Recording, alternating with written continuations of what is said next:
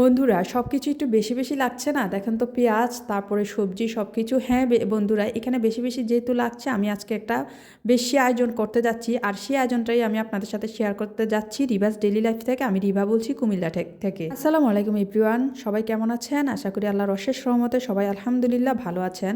আমি আমার ব্লগটা শুরু করছি। আজকে আমি আপনাদেরকে দেখাতে যাচ্ছি 50 জন মানুষ খাবে, আর 50 জন মানুষের জন্য আমি আজকে তেহেরি রান্না করতে যাচ্ছি। আর এই আয়োজনটা হচ্ছে আমার আব্বা করেছে, আর আমার আব্বা আমাকে এই দায়িত্বটা দিয়েছে আমি যেন 50 জনের রান্না সুন্দর করে রেঁধে দেই, সেটাই। আর রান্না করেছি, আবার ভিডিও করেছি শুধুমাত্র আপনাদেরকে দেখানোর জন্য যে আমি কিভাবে কি দিয়েছি, কিভাবে 50 জনের রান্না করেছি। তো আপনার ভিডিওটা দেখলে অবশ্যই বুঝতে পারবেন। খাওয়াটা যদিও ছিল সন্ধ্যার পরে এশার নামাজ পরে সবাই খাবে। তো আমাকে সকাল থেকে আমি সবজিগুলো কেটে রেখেছি। দেখছেন সবজিগুলো আমি কাজের আপাকে দিয়ে সবগুলো সবজি আমি কাটিয়ে রেখেছি। আর এখানে হচ্ছে ব্রয়লার মুরগি নিয়েছি। তো আমার চাল ছিল 7 কেজি চাল, সাথে ছিল আবার 2 কেজি মুগ ডাল দিয়ে চিকন চাল দিয়ে আমি খিচুড়িটা রানবো। আর সাথে হচ্ছে 5 কেজি মুরগির মাংস, ব্রয়লার মুরগি দিয়েছি। মুরগিটা যদি আরও বেশি দেওয়া যায় আরও ভালো হয়। তো আমাদের যতটুকু সামর্থ্য, আমার আব্বা পরিমাণটা আমাকে যতটুকু এনে দিয়েছে, আমি ঠিক ততটুকুর মাঝেই কীভাবে মজা করে রান্না করা যায় সব ধরনের মশলা দিয়ে, আমি সেটাই আপনাদেরকে দেখাবো।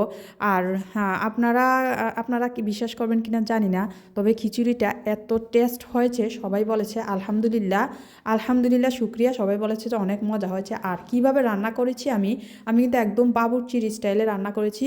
আমাদের গতবার রোজাতে একটা বাবুর্চি আমাদের এখানে বিরিয়ানি তেহারি রান্না করেছিল। উনি যে স্টাইলে রান্না করেছিল আমি তখন ভিডিও করেছিলাম, পুরো ভিডিওটা ইউটিউবে ছিল আমার। তো সেই ভিডিওটা অনুসারে, সেই ভিডিওটা দেখে আমি ঠিক উনি যেভাবে রান্না করেছে আমি ঠিক সেভাবে রান্না করেছি। আর মাশাআল্লাহ আলহামদুলিল্লাহ অনেক মজা হয়েছে। যেহেতু এখন সবজির সিজন, সব ধরনের সবজি পাওয়া যায়, তো আমি কিছু সবজি দিয়েছি। সবজির মধ্যে ফুলকপি কিউব করে কেটে নিয়েছি, তারপর গাজর কিউব করে কেটে নিয়েছি, আলু, ফুলকপি, গাজর, আলু এগুলোই দিয়েছি। আর বেশি সবজি দিই নেই, আরও ইচ্ছা করলে শিম টিম দেওয়া যেত, কিন্তু এত সবজি দিলে আবার টেস্টটা একদম নষ্ট হয়ে যাবে, তো সেই জন্য আমি আর দেই নাই। তো আপনারা যারা আমার ব্লগ দেখছেন তাদেরকে অনেক অনেক ধন্যবাদ। যারা সাবস্ক্রাইব করেন নাই, দয়া করে প্লিজ অনুরোধ আপনাদের কাছে আমার চ্যানেলটি একটু সাবস্ক্রাইব করবেন, সাবস্ক্রাইব করে সাথে থাকবেন, আমার ভিডিওগুলো দেখেন। আপনারা ভিডিওগুলো দেখলে কমেন্টস করলে আমি অনেক আগ্রহ পাই। তো বরাবর যেভাবে সব সময় খিচুড়ি আমি বসাই, পেঁয়াজ দিয়ে দিয়েছি, 2 পাতিলে করে বসিয়েছি, কারণ এক পাতিলে হবে না, 2 পাতিলে করে বসিয়েছি। কিন্তু এক পাতিলে আমি সবজিগুলো ভাজি করছি, সবজিগুলো দিয়েছি, আর এক পাতিলে আমি মাংসটা কষিয়ে নিব। মাংসটা কষানোর পরে পরে পরের কাজগুলো করব, সেটাও আপনারা দেখতে থাকেন। তো আমি এদিকে এক সাইডে একটা পাতিলে আমি পেঁয়াজে, দারুচিনি, এলাচি, মশলা, গরম মশলাগুলো দিয়ে দিয়েছি। দিয়ে এই যে মশলাগুলো দিয়ে দিয়েছি, আমি অফ ক্যামেরা ওইটা করেছি পরিমাণ মতো। আর সাথে আমি এই সবজিগুলো ভাজা করে নিয়েছি, ভালো করে ভাজা করে নিব একদম ডিম করে। 50 জন রান্না বাসার ভিতরে করা, এটা কিন্তু অতটা সহজ না। আমি কিন্তু এই জীবনে মানে প্রথম আমি এতজনের রান্না করছি। তো প্রথমে একটু ভয় লাগছিল, আমি পারবো কি না পারবো, একটু কনফিউশন ছিল। তারপরও সাহস করে আমি বসিয়ে দিলাম, কারণ এখানে কনফিডেন্সটা, সাহসটাই হচ্ছে সবচেয়ে জরুরি। তো সেই জিনিসটা আমার মধ্যে ছিল। প্রথমে যখন আমার আব্বা বলছে যে এতজনের রান্না, প্রথমে একটু কনফিউশনে ছিলাম, তারপরে সাহস করে কনফিডেন্স নিয়ে বলে ফেললাম, হ্যাঁ আমি পারবো, ইনশাল্লাহ পারবো, আপনি নিয়ে আসেন, কোনো সমস্যা নাই। তো যেভাবে বলছি সেভাবেই কাজ করা শুরু করলাম। তো বাসার ভিতরে এত বড় পাতিল, আরও লাইনের গ্যাস, চুলার গ্যাস, এরকম গ্যাসে কিন্তু এতগুলো রান্না, এতগুলো তেহেরি রান্না করা কিন্তু খুব একটা সহজ বিষয় না। তো এইখানে কিছু ভুল ত্রুটি আছে। আপনারা যারা করবেন, আপনারা অনেকে তো করেন জানি, আবার যারা করেন না, যারা নতুন, তাদের জন্য আমার ব্লগ ভিডিওটা আপনারা দেখলে আশা করি উপকৃত হবেন, কিছু শিখতে পারবেন, জানতে পারবেন কোন জায়গায় কি ভুল হয় না হয়, এগুলো জানার জন্যই আমি ভিডিওটা আপনাদের জন্য রেখেছি। এখানে আমি অফ ক্যামেরায় মোটামুটি রান্নার মুরগির জন্য মশলাটা কষিয়ে ফেলেছি। মুরগির জন্য যেসব মশলা দিতে হয় পরিমাণ মতো সব কিছুই, এই সাথে একটু বিরিয়ানি মশলা দিবেন, আর আদা বাটা, রসুন বাটা পরিমাণ মতো, তারপরে দারুচিনি, এলাচি, যত ধরনের গরম মশলা আছে সেগুলো দিবেন, তেজপাতা দিবেন, তারপরে দিবেন পরিমাণ মতো বাদাম বাটা, তারপর সরিষা বাটা, সামান্য টক দই, টমেটো দিবেন, টমেটো কুচি করে কেটে কিছু টমেটো দিয়ে দিবেন। এই যে আমি টমেটো দিয়েছি।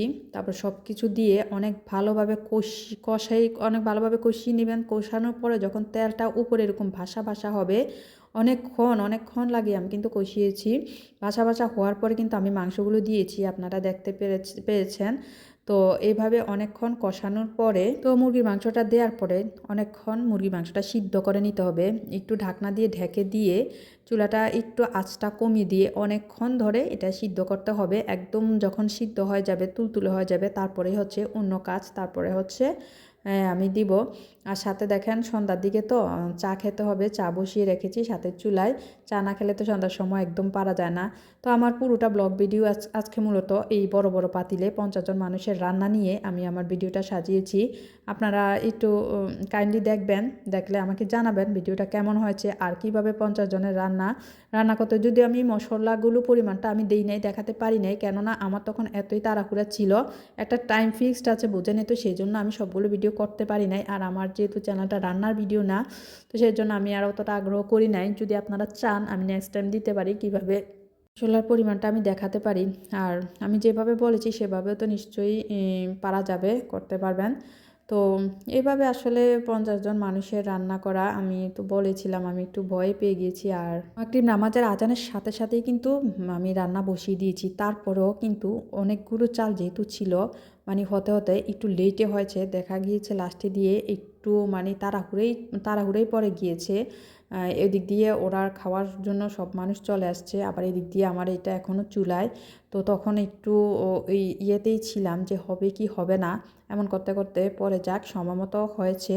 তো এই যে দেখেন আমি যখন দেখেছি আমার মুরগিটা সিদ্ধ হয়ে গিয়েছে আর সব কিছু ঠিকভাবে হয়েছে, মুখে দিয়েছি, তখন আমি এটা তুলে নিচ্ছি। মাংসটা সিদ্ধ হওয়ার পরে আমি মুরগির ঝোল থেকে সবগুলো মাংস আমি তুলে নিব এক এক করে, কোনো মাংস যেন না থাকে, সবগুলি আমি সুন্দরভাবে তুলে নিব।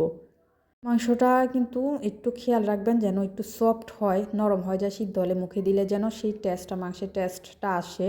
তো সেই জন্য তো আমার মাংসের মশলাগুলো কিন্তু একদম পরিমাণ মতো পড়েছে, পরিমাণ মতো পড়াতে অনেক ভালো হয়েছে। তো এই যে দেখেন আমি যে মুরগির যে ঝোলটা, মাংসগুলো কিন্তু তুলে নিয়েছি, তুলে নেওয়ার পর যে ঝোলটা ছিল, ঝোলটার ভিতরে কিন্তু আমি চালগুলো ঢেলে দিচ্ছি একে একে সবগুলো সবগুলো 7 কেজি চাল আর ডালগুলো আমি একসাথে এই পাতিলে প্রথমে আমি ঢেলেছি।